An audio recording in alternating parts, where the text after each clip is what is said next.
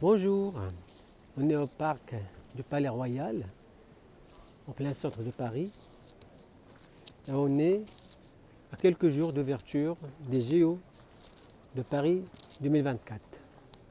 Ce parc a une caractéristique, c'est qu'il a des bancs où c'est écrit des citations philosophiques de sagesse pour un petit peu faire éveiller le bon sens et des valeurs morales et éthiques qui peuvent mener les gens à une vie plus ou moins décente et plus ou moins équilibrée.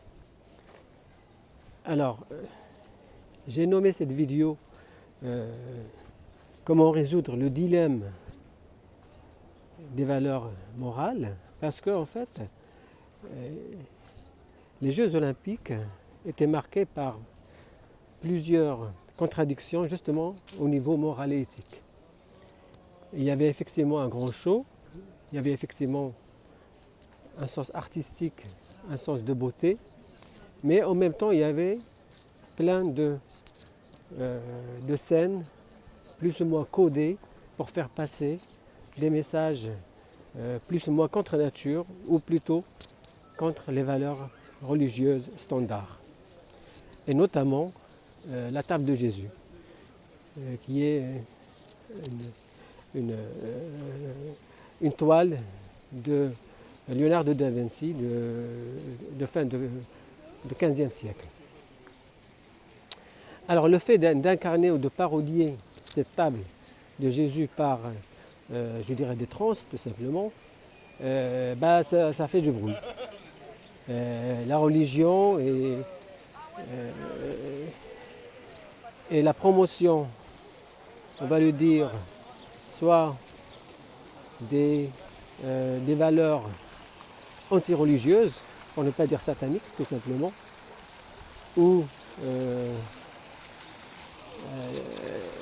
je dirais la déviance de choix sexuels est au premier plan. Alors à la limite, tout le monde est libre de faire de sa vie, de son corps, ce qu'il veut. Mais le fait d'imposer ça aux grandes écoutes devant tout le monde, et notamment devant les jeunes, ça pose problème. Ça pose problème parce que on fait passer en fait ces valeurs-là avec l'enveloppe sportive, l'enveloppe festive. Alors en fait, c'est assez pervers et assez vicieux. Alors, c'est pour ça que j'ai choisi cette vidéo, comment résoudre, ou bien comment faire dissiper le dilemme des valeurs morales ou des valeurs éthiques. Alors, tout le monde, plus ou moins, d'une manière consciente ou inconsciente, a des valeurs morales qui le guident. Ce sont ces petites règles qui font à ce qu'on mène une vie assez équilibrée, assez cohérente avec nos principes pour résoudre ses problèmes, pour réussir ses projets, etc. Alors, les spécialistes du développement personnel recommandent toujours les gens à ce qu'ils fassent une priorisation sur toutes leurs valeurs morales. Autrement dit, il faut qu'ils fassent des exercices pour choisir s'il y a des situations où la générosité, par exemple, et l'amitié sont mises à l'épreuve, qu'est-ce qu'il faut choisir? Ou bien l'objectivité et l'intérêt personnel, ou bien l'honnêteté et l'altruisme. Il y a plusieurs couples, je dirais, qui peuvent être en collision, ou plutôt les circonstances de la vie font à ce que ces valeurs rentrent en contradiction. Alors, comment faire? Tout simplement, il y a plusieurs points qu'il faut développer.